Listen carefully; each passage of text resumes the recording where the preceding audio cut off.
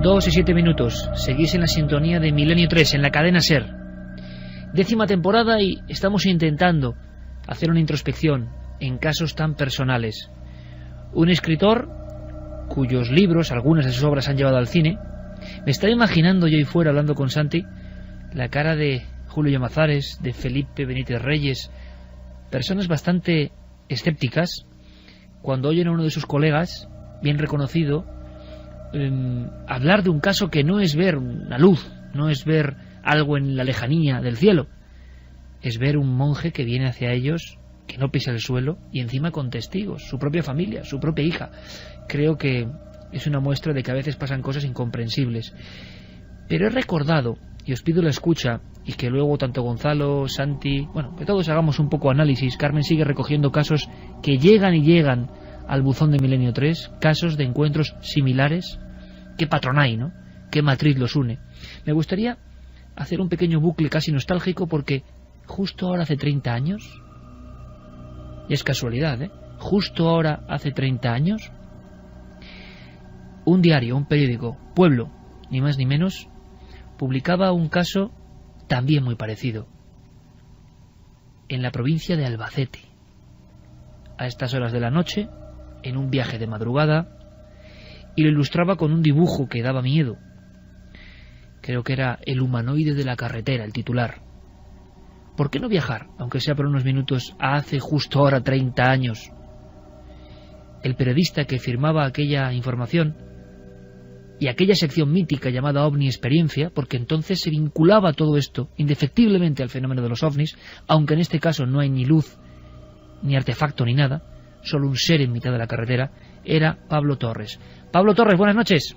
Hola, buenas noches, Iker. Inolvidable, uno de esos casos extraños, Pablo, donde lo que aparecía no era tanto una luz, un ovni, un objeto, sino la entidad, el ser, lo que fuese en mitad del camino. Sí. Bueno, este fue un caso, es decir, que hace ahora me parece son más o menos 30 años, ¿no? Y previamente nos habían llamado desde la delegación que tenía el diario Pueblo en Albacete. El jefe de la delegación era León Cuenca, y nos llamó para decirnos que tenían un avistamiento en Pozondo, que está más o menos hacia el sur, es decir, o camino de Murcia, en la zona de Gin o Elche de la Sierra, ¿no? Y luego también nos llamó para decirnos que se había producido un caso de contacto de encuentro en la tercera fase, es decir, que son casos realmente raros, es decir, no todos los días hay un encuentro en la tercera fase. Y el caso que titulamos El humanoide de la carretera, pues coincidió con que en La Voz de Albacete estaban también publicando una serie sobre ovnis. El hecho claro es que León Cuenca se fue y entrevistó a la testigo, que era una mujer de unos 50 años, que viajaba, es decir, esa noche, la noche me parece fue el 30 de octubre más o menos, no creo que lo recordaré. Entonces viajaba con su hijo y vieron pues al fondo, es decir, pues una especie de humanoide, es decir, algo que incluso podríamos calificar hoy, si hubiéramos hecho un estudio mucho más profundo, pues como un autómata, un robot que estaba allí. Y fue un caso realmente raro. La mujer quedó muy muy aterrorizada y nos quiso dar pocos datos, pero los datos que nos dio fueron muy muy valiosos. Es decir, no comprendían, no entendieron lo que habían visto, y el terror pues les paralizó, y de hecho la mujer apenas quiso dar datos. Es decir, los datos que ella facilitó pues es que ese humanoide, vamos a llamar humanoide, pues tendría como unos 2 metros de altura. Parece ser que no le vieron manos ni pies, pero tenía piernas, es decir, vete a saber si aquello no era un robot o un humanoide con una escafandra, es decir, no quedó claro, ¿no? Debe ser una experiencia muy traumática para ella, porque pasar al lado de un humanoide o incluso de un autómata, yo creo que tienes una experiencia realmente fuerte, inolvidable y traumática. Pablo, pero hay una cosa muy curiosa también. Esta noche nosotros abríamos con testimonios de un padre y una hija además el padre escritor de prestigio, y que ven lo mismo exactamente. Y tenemos el paralelismo curioso que no es muy habitual. Dos individuos, dos testigos que describían exactamente lo mismo. Lo cotidiano es que sea una sola persona, sí, y más en los casos de tercera fase, ¿verdad? Sí, no, son casos realmente de muy difícil explicación. Es decir, ¿cómo explicas un caso de hace 30 años con un caso reciente? Es algo que cualquier persona normal lo primero que hace es ponerlo en duda. Pero bueno, la gente que hemos trabajado con estos casos sabemos que son casos ciertos y que dejan una huella indeleble en las personas, que hay que prestarles mucha atención y que nos hacen pensar que no estamos solos en el universo. Pues toda una crónica que nos lleva 30 años atrás, una imagen del futuro del pasado. Algún día quizá lo sepamos. Pablo Torres, como siempre, un abrazo muy grande y gracias por estar ahí. Gracias a ti y a tu equipo. Vamos con los mensajes que nos llegan a las diversas vías de contacto. Amor nos decía: impresionante la historia del monje, me ha puesto los pelos de punta, me ha recordado a los monjes del Miserere de Becker. Vaya susto el día de difuntos, muy valientes los testigos. Chema de Badajoz nos comentaba que un amigo le contó que una noche en Plasencia volvía a casa andando y un monje con sotana y capucha que flotaba le siguió de lejos. En varios segundos estaba a su lado y su amigo salió corriendo. Hola, soy un cirujano de Aranjuez. Hace unos 7 años, yendo en bici entre Aranjuez y el pueblo fantasma de Oreja, vi un ser totalmente blanco que se movía o se paraba según lo hiciera yo. La reacción: huir, nos comentaba Javier. Hace unos años algunas personas comentaron que habían visto de madrugada una especie de procesión de frailes por la carretera en dirección al santuario de la Virgen, pero nunca se aclaró el tema, nos decía Juan desde Villarrubia. Hola, yo he vivido una experiencia muy parecida en el pueblo de Ayamonte, en Huelva. El ser era muy parecido, con un manto que se bamboleaba, una especie de sombrero de ala ancha, y venía flotando. Esto nos lo comentaba Diego. Juanra desde Valencia, en la carretera de Camañas, Teruel, vimos un ser que rato después vieron 2 chicas también y temblaron de terror. Paco Vázquez desde Rota. Es curioso, pero esto que estáis contando hoy me lo contó el otro día una persona de Rota. Ella lo vio en la carretera de Sanlúcar de Barrameda a Rota y dice que bajó de una luz con capucha y con una especie de palo que les indicó que se parasen. Lo curioso es que tampoco tenía cara. Creo que visionar una figura como la que estáis describiendo tiene que ser terrorífico y para no olvidarlo en la vida, nos decía Charo. El pueblo al que hacía antes referencia Anabel, que se lo hemos preguntado, es Abadía. El monje estaba a 2 metros de nosotros y nos seguía. Cuando lo vimos salimos corriendo despavoridas. Aún así no nos cambió la vida y hemos seguido volviendo al sitio. Es precioso. He oído más historias acerca de esta figura de una mujer que se aparece en Villalrato, y cerca de este punto hubo hace 5 años un accidente de tráfico de un hombre que iba al entierro de su padre y de su madre, nos lo comentaba José Luis. Esta aparición es muy similar a la de Vegas de Coria, apuntaba Juan. Dice mi padre que eso le pasó también al lado de Molina de Aragón y el pastor murió. No sé si será verdad, pero siempre me lo cuenta, nos decía Tomás Asensio. Juego en el equipo de fútbol de Villanueva del Duque y paso todas las noches por allí, pero seguro que no volveré a pasar. Y como siempre, compañeros, Gonzalo, Javier, Santi, aparición, carretera, una serie de elementos, de arquetipos, y estallan las vías de contacto, estalla lo que recibimos como con ningún otro tema posiblemente, y la gente cuenta como casi el mismo caso. Cambian las carreteras, cambian las épocas, cambian los lugares. Lo que no cambia es lo que se ve. Eso da para una reflexión, ¿no? Pues sí, porque ahora hemos tenido acceso a casos españoles, pero te comentaba afuera en el intermedio que yo recuerdo haber leído hace algún tiempo en una publicación extranjera un artículo muy curioso que se titulaba ¿Por qué hay tantos monjes fantasmas? Y es que esas apariciones de ensotanados, de encapuchados, se dan prácticamente en todo Occidente. Y la verdad es que con una proliferación curiosísima en Reino Unido, patria chica de lo paranormal casi, pues prácticamente en cada abadía, en cada carretera, en cada camino hay la historia de un monje incorpóreo o más o menos siniestro que se aparece por los caminos, ¿no? Es un fenómeno realmente curioso y la verdad es que hay incluso desde el mundo de la espiritualidad, hay explicaciones que dicen que estos monjes, personas que han consagrado su vida a la espiritualidad y a Dios, incluso se quedan de alguna forma retenidos de alguna forma en la tierra para ayudar a los vivos en su caminar. Pero en fin, son explicaciones más o menos poéticas. Gonzalo, después de haber investigado muchos casos de este tipo, ver una noche más, y estaremos cerca de la docena, o por lo menos 8 o 10 noches en las cuales hemos visto este fluir de...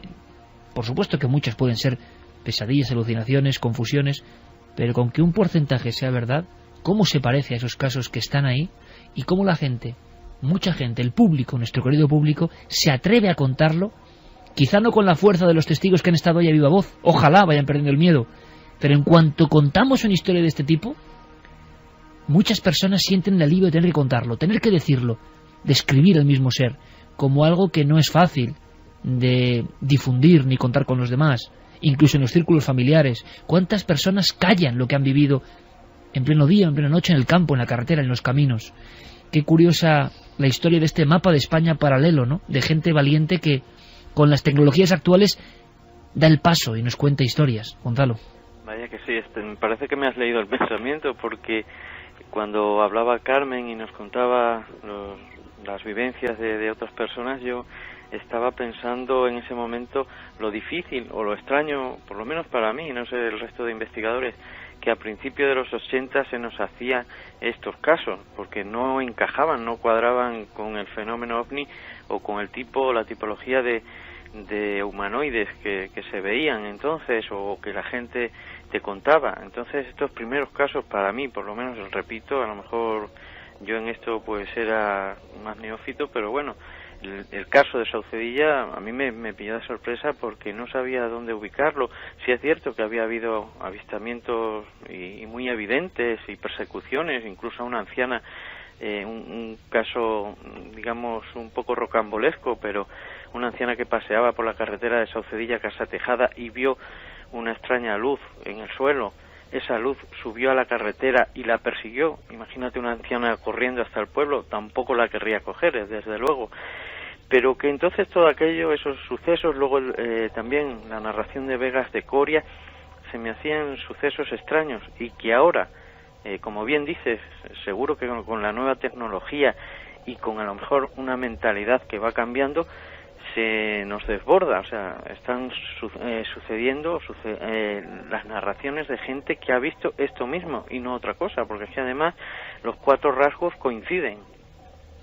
Pues lo que haremos, Gonzalo, es investigar ese flujo de información. Tendremos que repartirlo, evidentemente, y ver qué hay de verdad, porque estos casos, pese a quien pese, se siguen produciendo.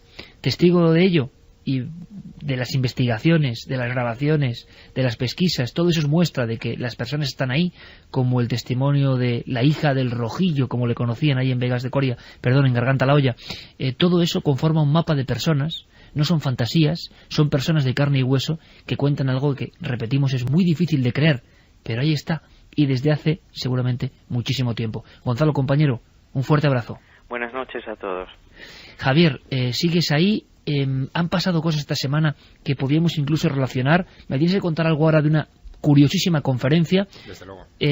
Pero tu análisis me interesa mucho. ¿Por qué quizá ese anonimato, entre comillas, ¿no?, del correo electrónico, del SMS, de ponerse en contacto sin dar la voz, permite una especie de no sé, de saltar el escudo, de quitar los prejuicios que existen para, quizá en familia o en círculos más cerrados, contar a mí me pasó esto? Bueno, yo creo que hay una serie de casos, tú lo has apuntado antes, ¿no?, que en muy pocas ocasiones se tiene esta respuesta como la que nos ha dado Carmen de tanta gente que ha tenido estas experiencias. Yo creo que hay una serie de casos que van muy dentro de nuestra capacidad de encontrarnos con lo invisible. Yo diría que, por ejemplo, están los casos de visitantes de dormitorio en esa categoría, estos casos de apariciones de monjes extraños en el campo o en la carretera en medio de la noche, y quizá muy pocas cosas más. ¿Qué son? Si son apariciones de difuntos, si son presencias de otras inteligencias, de extraterrestres, si son vinculables al fenómeno OVNI, pues la verdad es que las respuestas no las tenemos, pero sí que hay casos dentro de la enorme colección de incidentes OVNI que están en nuestros archivos que tienen alguna similitud. Yo estaba repasando algunos y hay uno muy famoso en Turis, en Valencia, en el año 79, lo recordarás bien, donde un señor un hombre de campo que tenía que ir a recoger aceitunas en aquellos días, pues el 25 de julio del 79, Federico Ibáñez, con 54 años, se encuentra con dos humanoides de este tipo, más bajitos, de color blanco, no de color negro, a plena luz del día, eran las 11:30 de la mañana, que se introducían a toda velocidad, sin tocar el suelo, como si estuvieran flotando, en una especie de campana de unos 2,5 metros de alto, que inmediatamente se elevó al cielo y se los tragó para siempre.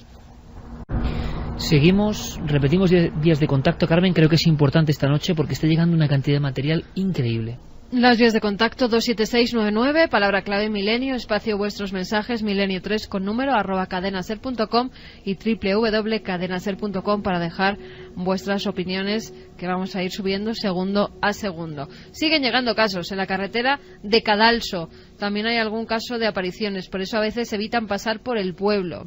David nos decía que a él siguió una figura encapuchada en un camino de San Claudio, cerca de Oviedo. Una de las veces que me volví para mirarlo, lo vi desvanecerse. Todavía estoy aterrado. Pablo, vigilante, nos dice que una noche vieron una aparición en el Parque de la Polvoranca, que se dirigía hacia una iglesia destruida. Yolanda nos decía buenas noches a todo el equipo. Yo vi junto con varios testigos más en el verano del 83, a la hora del anochecer y dentro del cementerio del pueblo donde veraneábamos, un cura de los que antiguamente iban con sombrero de ala ancha. No se le veía ni la cara, ni las manos, ni los pies. Iba como flotando. Llegamos a pensar que era alguien que había entrado al cementerio a robar las letras o los crucifijos. Pero al llegar a la entrada allí no había nadie y no pudo salir por ninguna parte, salvo por donde estábamos nosotros. En mi pueblo existe la tradición de que durante la Cuaresma de Semana Santa una persona pasea por las calles del pueblo de noche vestido como un fantasma y con cadenas, nos decían Raúl y Cris desde Toledo. Buenas madrugadas, milenarios. Otra increíble aparición similar a esta sucedió en La Cañada, en Ávila, que hasta el perro pastor alemán del guarda se puso muy nervioso. No era igual, era una figura blanca en el caso de La Cañada, en Ávila. En Monterrubio de la Serena, 2 cazadores una noche vieron a ese ser. Estoy alucinando, esto está a unos 30 kilómetros. Juan desde Bilbao, en la autopista A68, hace años entre Haro y Miranda se aparecía un ser gigantesco. ¿Hay alguna relación? A mí, no sé, yo me quedo sobrecogido de verdad cuando veo esto en vivo y lo estoy viendo en una pantalla, ¿no? Gentes de diferentes puntos y contando encuentros. ¿Tiene que ver con todo lo que está pasando últimamente o son elementos de realidades completamente distintas, aunque vayan en paralelo? Empezábamos con la información de esta semana. Javier Sierra añadía algo más. Esta semana han pasado muchísimas cosas y ahora entramos en un terreno pantanoso pero apasionante. Está pasando ahora mismo. Quizá esta misma noche ocurra uno de estos casos. En algún punto de España, en alguna carretera, alguien vea algo y quizá lo guarde en secreto o se atreva un día a contarlo. Ojalá opte por la segunda opción. Para eso estamos, para contar que la realidad es muy compleja, que estas cosas ocurren, que cada uno tenga su propia teoría, claro que sí, pero han pasado muchas cosas esta semana a nivel científico, conspiranoico, a nivel del espacio, del intento de algo de vida, y Javier Sierra evidentemente quería poner 2 elementos. Me ha llamado la atención Robert Salas y Robert Hastings, y yo quiero preguntarle, Javier, ¿qué significa esto? ¿Por qué es importante? ¿Qué ha ocurrido en una charla que parece que tiene que ver con todos estos nuevos vientos de admitir que no estamos solos? Pues mira, mientras estábamos sorprendidos con la noticia de si las Naciones Unidas había destinado o no a una persona para encarar una crisis de comunicación con extraterrestres en el futuro, pues saltaba otra noticia también muy llamativa. Ocurría el lunes, este lunes pasado, el día 27, en Washington, en la calle 14, que es donde está el Club Nacional de Prensa, que es un lugar al que acuden políticos o diplomáticos deportistas, en fin, gente de la vida pública norteamericana cuando quieren hacer algún tipo de declaración importante para la nación. Bueno, pues en ese Club Nacional de Prensa, el pasado lunes, se reunieron 7 exmilitares, algunos de ellos altos mandos, tenientes coroneles, pilotos de combate, en fin, gente muy preparada, para denunciar que el fenómeno OVNI parece sentir una irresistible atracción por lugares donde hay almacenadas armas nucleares. A mí esto me llamó mucho la atención porque parece que nos estamos remontando a los primeros años de la era OVNI, a los años 40, finales de los 40, principios de los 50, cuando se conectaba el asunto de los platillos volantes con la guerra nuclear y, bueno, salieron incluso películas como Ultimátum a la Tierra en su momento, de Robert Wise, que escenificaban esa historia. Pero en este caso eran testimonios reales de personas que habían hecho un juramento ante notario con sus testimonios, que se entregó a la prensa en esa conferencia del lunes, y en donde se dijeron cosas muy asombrosas. Por ejemplo, lo que decía Robert Salas, un capitán de la Fuerza Aérea de los Estados Unidos, que el 24 de marzo del 67 pudo ver cómo todos los misiles de la planta que él vigilaba en la base aérea de Malmstrom empezaron a estropearse, se bloquearon, mientras un disco estaba flotando sobre ellos, ¿no? Escuchamos. Recibí una llamada del controlador de seguridad que me decía que estaban allí viendo luces extrañas en el cielo, y sobre lo que informamos pienso que fue muy poco común, pero lo tomé en serio, puesto que estábamos protegiendo armas nucleares. Y es que normalmente realizábamos informes totalmente profesionales. Él llamó como 5 minutos más tarde. Esta vez estaba gritando por el teléfono y diciendo que estaban viendo un objeto luminoso de color rojo. Este objeto tenía unos 30 pies de diámetro. Fue aterrador. ¿Y por qué estas filtraciones ahora, Javier? Ha habido más. Personas que deciden hablar justo ahora, ¿no? Bueno, pues la razón parece que está en la perseverancia de un investigador norteamericano llamado Robert Hastings, que lleva unos 20 años más o menos especializado en el vínculo entre el fenómeno OVNI y bases de almacenamiento de armas nucleares, no solamente en los Estados Unidos, sino en todo el mundo. Y fruto de esa perseverancia, él ha logrado reunir a todos estos militares o exmilitares y les ha convencido para salir a la palestra y hacer esta especie de declaración de intenciones de cuidado, esto es serio, este es un asunto que ha sido silenciado porque todos ellos han hablado de cómo se les pidió después de sus respectivos casos que guardaran escrupuloso silencio sobre lo ocurrido porque afectaba directamente a la seguridad nacional dada la naturaleza de las armas que ellos protegían. Y lo que Robert Hastings pretende es sumarse a una corriente que ya lleva un tiempo en marcha en los Estados Unidos de coger a testigos de élite que den fe de sus experiencias. Esta no es la primera conferencia que se da en el Club Nacional de Prensa de Washington. Es la tercera desde el año 2001 que reúne a esta clase de testigos, pero sí es la primera vez en la que testigos de algo tan concreto como ovnis sobre instalaciones militares dan la cara. Escuchamos, Robert Hastings.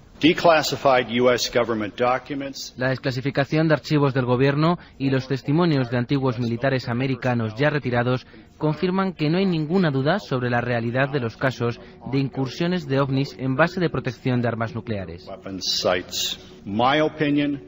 Mi opinión y sus opiniones es que quien quiera y quienes sean los que piloten estas naves están enviando una señal a Washington y Moscú, entre otros, porque estamos jugando con fuego, ya que la posesión y el uso amenazante de armas nucleares amenazan potencialmente la raza humana y la integridad del medio ambiente del planeta.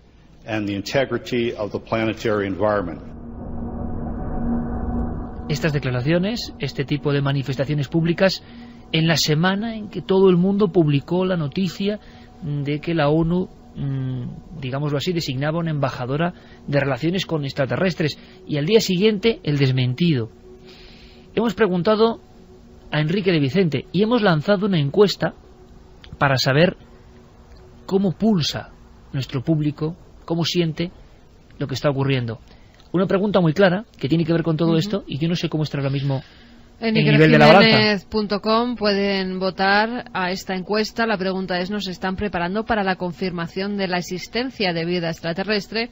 Pues ya ha votado mucha gente y el 73,9% opina que sí, que nos están preparando para un futuro contacto. 73%. 73,9%. Vamos a ver cómo acaba esto. Quiero la opinión de Santi y la de Javier, pero antes escuchamos pues a un maestro en estas lides, ¿no? Enrique de Vicente, 40 años investigando además las vertientes más conspiranoicas o en la tramoya de esta información.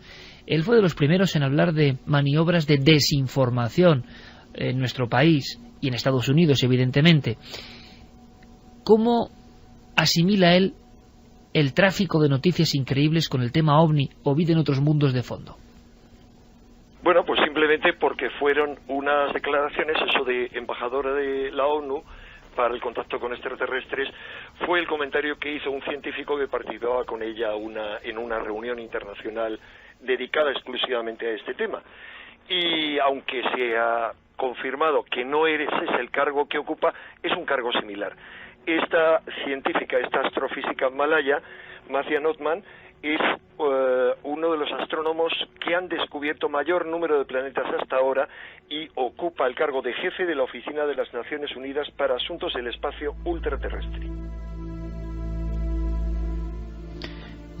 Quería matizar una cosita que ha dicho Enrique. La reunión en cuestión no se ha celebrado todavía, se va a celebrar esta semana, concretamente los días 4 y 5 de octubre, y es de tremenda importancia, porque la celebra ni más ni menos que la Royal Society de Londres, una de las instituciones científicas más importantes del planeta.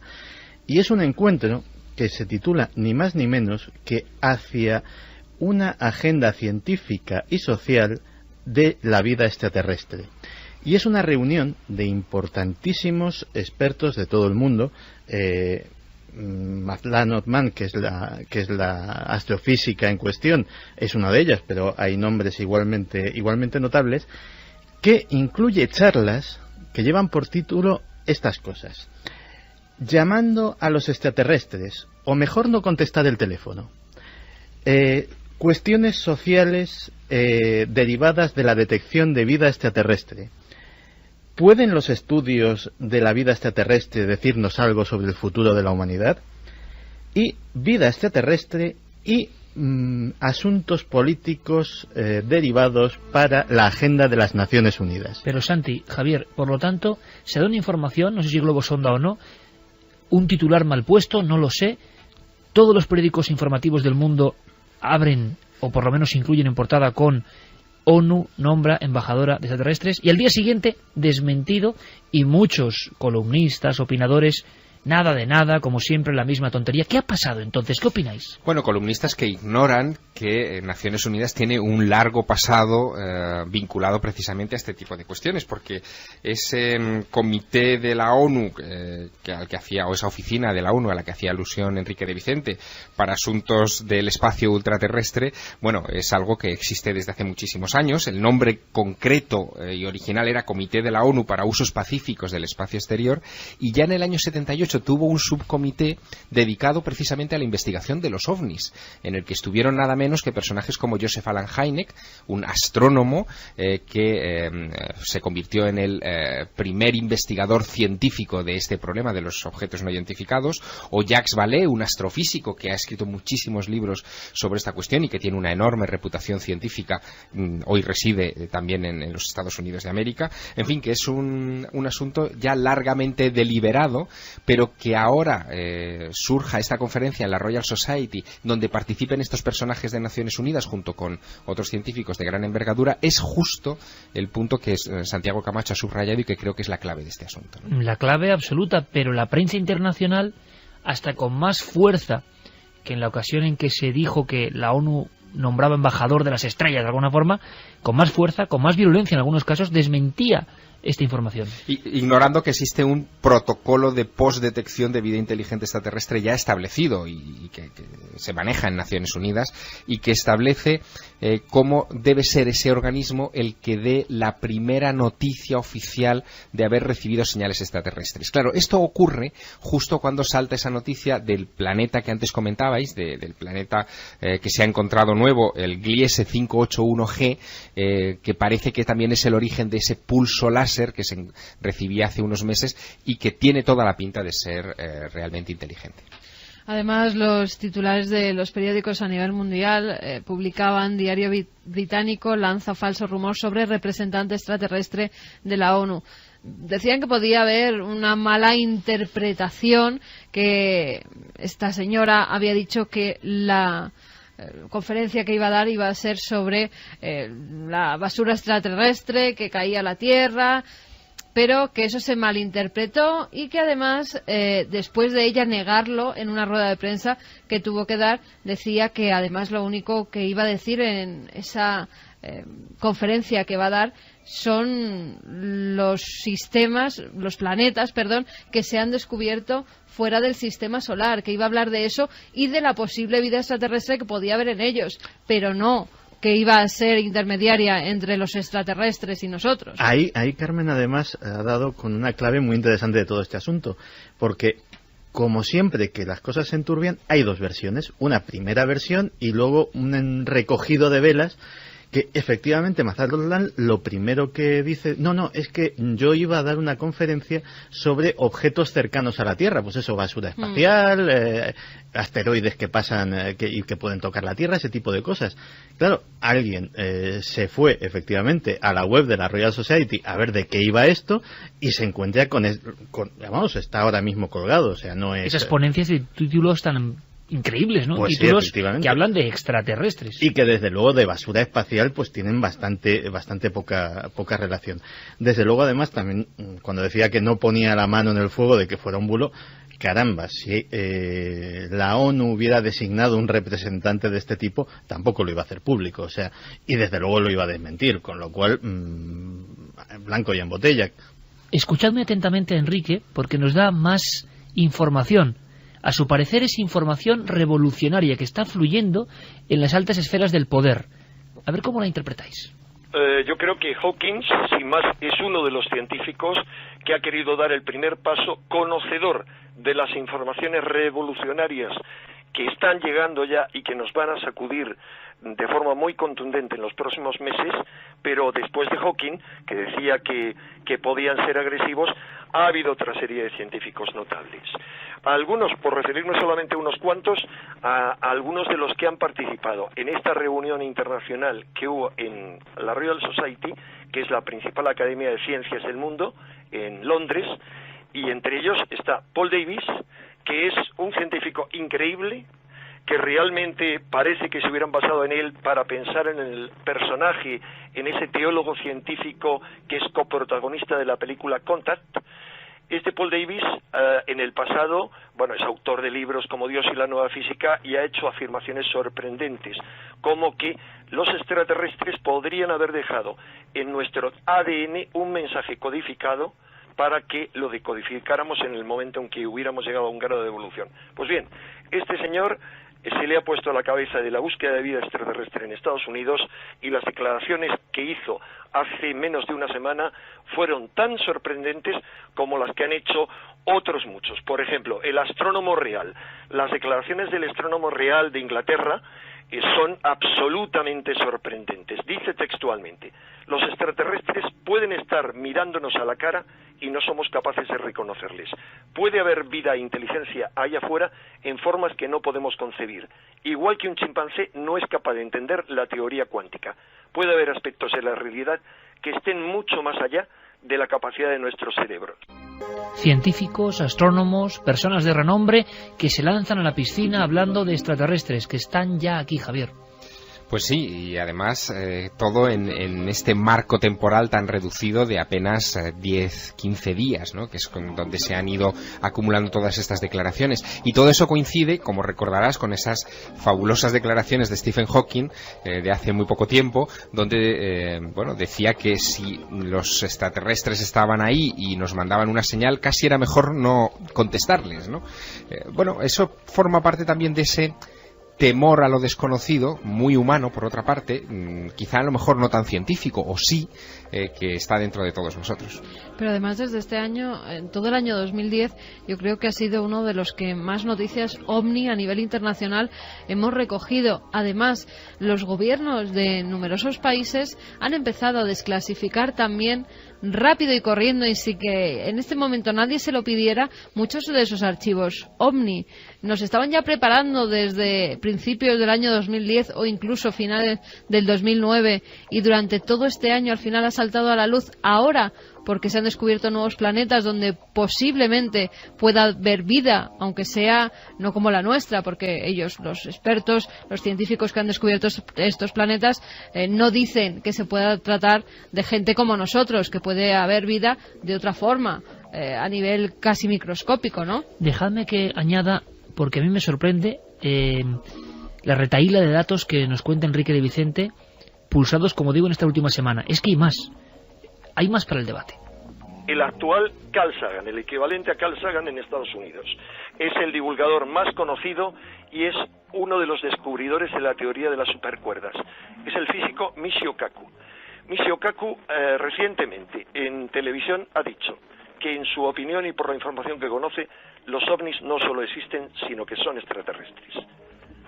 Ha habido un astrofísico chino con 40 años de experiencia, Guan Xichao, que ha ido mucho más lejos, diciendo que tenía pruebas de ello y que además él no estaba de acuerdo con Hawking, y por las evidencias que él tenía, los extraterrestres que nos visitan son amigables y lo lógico es emprender una colaboración con ellos.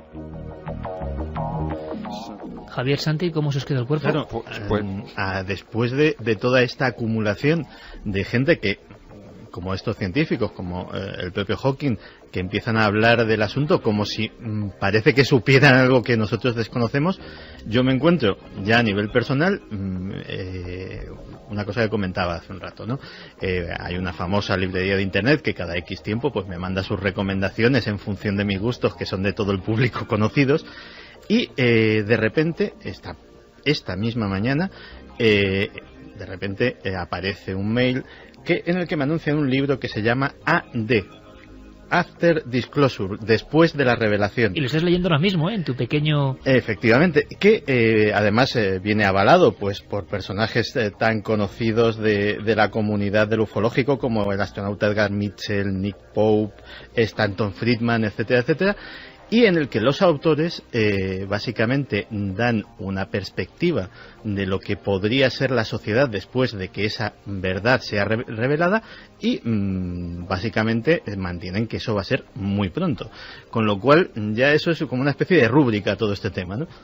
Bueno, estad muy atentos sobre todo a ese nombre que ha dado Enrique de Vicente, Michio Kaku. Este es un personaje extraordinario, muy conocido, como decía él, en los Estados Unidos, el nuevo Carl Sagan, pero es que él tiene obra en español, tiene obra traducida. Hay un libro de él que es Universos Paralelos, donde ya especula con muchas de estas cosas, con la posibilidad de vida extraterrestre, con la posibilidad de universos que estén conviviendo con el nuestro llenos de inteligencia. En fin, un personaje con una mente muy abierta, con una formación y unas credenciales científicas impresionantes, y que sorprende que no esté en el lado de los negativistas, que es lo que parece que estamos acostumbrados. Incluso el propio Carl Sagan era un detractor de todo lo relacionado con los ovnis y muy prudente en cuanto a la vida inteligente extraterrestre. Pues por fortuna gente de nivel está hablando, está rompiendo un muro muy sólido, y claro que hay obra de Michio Kaku en España. Creo que algunas están editadas por Atalanta, ¿verdad, Javier? Exactamente. Universos Paralelos. Tú me recomendaste uno de sus libros y hay que decir que es fascinante, o sea que desde aquí lanzamos también, como no, a vuela pluma, esa especie de hoja volandera, esa recomendación. Hay científicos de gran nivel, pero es que esto en España nos cuesta tanto de entender, ¿verdad? Es decir, muchas personas piensan que están completamente alejados y que mencionar extraterrestre o ovni o lo que sea es casi como para santiguarse para algunos científicos. Y ahí fuera no pasa eso, Javier, y tú lo sabes mejor que nadie, que pasas parte del año viajando por Estados Unidos. Es que ahí fuera los científicos de primer nivel pues son más, o muy humildes, no voy a decir más humildes, pero son humildes en algunas concepciones y mucho más abiertos en muchos casos. Bueno, porque hacen un esfuerzo también por divulgar, que eso yo creo que es importante, ¿no? Los científicos de mayor nivel, los que tienen mayores responsabilidades en todos los campos, hacen un enorme esfuerzo por la divulgación porque entienden que es parte esencial de su tarea y forma parte también indisoluble de la financiación que les tiene que llegar para realizar sus trabajos. Aquí en España existe una gran brecha, ¿no?, entre la población, entre los gustos de la población en general y la información que recibe la población en general, la opinión pública y lo que hace la clase científica. Y creo que esa es una brecha que tenemos que ayudar a destruir, ¿no? Javier Sierra, que te mandamos un abrazo muy grande, que gracias por estar con nosotros y que un beso para toda la familia, ¿eh? Muchísimas gracias. Un besito, Javi. 2:46. Sí, suena por ahí la sinfonía antigua de Alan Parsons, perfecta para saber algo más de ese mensaje, de esa señal que ha llegado. Antes, conclusión de Enrique, estamos siendo preparados, a ver qué opináis, amigos, vosotros, al otro lado, para una gran noticia. Ojalá sea cierto. A finales de agosto, un grupo de astrónomos europeos descubrieron un sistema planetario muy parecido al nuestro, al de nuestro sistema solar, que tiene, por lo que ellos han visto, 5 planetas, pero seguramente otros 2 más. Las órbitas y distancias de estos planetas con respecto a su estrella son muy similares a las de nuestro sistema solar y siguen exactamente las mismas leyes. Y además, uno de esos 7 planetas es el de menor masa conocido hasta el momento, descubierto hasta el momento, y es absolutamente parecido a la Tierra. Pues bien, la noticia de que en 7 meses se iba a descubrir un planeta similar a la Tierra se ha adelantado. El 20 de septiembre se ha descubierto el primer planeta habitable, que está situado a más de 20 años luz de nosotros y que podría albergar vida. El siguiente paso que nos espera no lo sabemos muy bien, pero por los cálculos muy prudentes de los científicos está muy cercano el momento en el que se anuncie un paso más. Quizá la evidencia de que existen rastros de inteligencia en el espacio. Rastros de inteligencia en el espacio. Repito, ojalá. ¿Qué hay que saber en apenas 10 líneas, Carmen, de ese pulso? Es que es una historia tan maravillosa. Yo sé que Guillermo León, nuestro querido Guillermo León, ahí en internet a tope, que a veces se adelanta, yo que sé, hasta el más pintado, el amigo Guillermo, relaciona cosas, me escribe emocionado, mira lo que está pasando. Él siempre ha sido un seguidor de la astronomía. Bueno, pues es que esta historia tiene miga. No es recibir una señal así porque sí, que ya es tremendo, sino que hay como algo hasta poético con ese planeta, con ese lugar del cosmos. Cuéntanos. Pues ya decíamos que saltaba esta semana a todas las noticias a nivel mundial, en todos los medios de comunicación, que podía haber un planeta por fin que albergara vida. En este caso, ese planeta se llamaría Gliese 581, estaría a 20 años luz, mucho más cerca de lo que se pretendía, según los estudios que se han hecho en años anteriores, pero es que ese planeta ya tenía historia, porque fíjate, y Guillermo me enviaba ahora el enlace que en 2009 ya publicábamos nosotros en ikerjimenez.com. El 14 de agosto de 2009 decía la noticia o la invitación: envía tu mensaje a un planeta lejano. Será posible hasta el próximo 24 de agosto la gente que lo desee y que puede visitar una web que daban para colgar mensajes de no más de 160 caracteres que se transmitirán a Gliese 581, al planeta que ahora los científicos dicen que puede albergar vida. Estamos hablando de agosto del 2009. Ellos ya entonces tenían que saber algo. Esto es una iniciativa que los científicos australianos ponen en marcha, y el primer mensaje que se iba a enviar decía: hola desde Australia, en el planeta que llamamos Tierra. Estos mensajes expresan los sueños de nuestra gente por el futuro. Queremos compartir esos sueños con vosotros.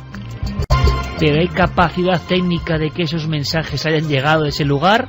¿O con la intención vale? Lo cierto es que esa señal que ha llegado ahora, potentísima según los gráficos, tenéis toda la información completa, un dossier increíble de Guillermo León con los documentos en papel, digitalizados, increíble, en ikerjiménez.com ya. Bueno, no pues esa señal es increíble. Si llegaron o no nuestros mensajes desde la Tierra hacia este planeta. Lo que sí sabemos es desde la zona habitable de ese planeta y los 6 que lo rodean, que sí que se recibió un pulso láser que, como bien decías en los gráficos, era pues bastante potente. Bueno, potentísimo, es como la típica gráfica que está todo mínimo, bajo mínimos, como típica gráfica de ganancia de empresas, por ejemplo, y de repente subida hasta arriba. Lo recogió Rakib Batal, que es un científico del SETI en Australia. Como no se creía que eso hubiera pasado, que ese pulso fuera tan fuerte, estuvo durante 5 meses estudiando esa señal hasta que pudo confirmar y afirmar que efectivamente esa señal había sido emitida y que era algo extraño, que parecía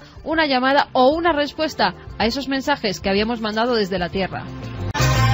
Ojalá, Santiago Camacho, ¿verdad? Ojalá esto sea así, porque es el sueño eterno, el sueño de siglos de toda la humanidad, no estar solos en esta inmensidad que no entendemos que es el cosmos. Bueno, yo no había escuchado hasta ahora a ningún científico decir que estaba completamente seguro, 100%, de que en ese planeta existe vida. ¿Y lo ha dicho? Y lo ha dicho el doctor Steven Vogt de la Universidad de California, que es el director que realizó este estudio. Y ha dicho que está 100% seguro de que existe vida en Gliese 581. Quiero que escuches esto, Santi, que toda la gente que está ahí, todos los amigos que ahora estoy seguro, los que tengan posibilidad de mirar las estrellas, que lo hagan, que fijen sus ojos, ¿no? Como hizo ya el hombre de Neandertal en la noche estrellada. Quién sabe si hay otros que están mirándonos a nosotros.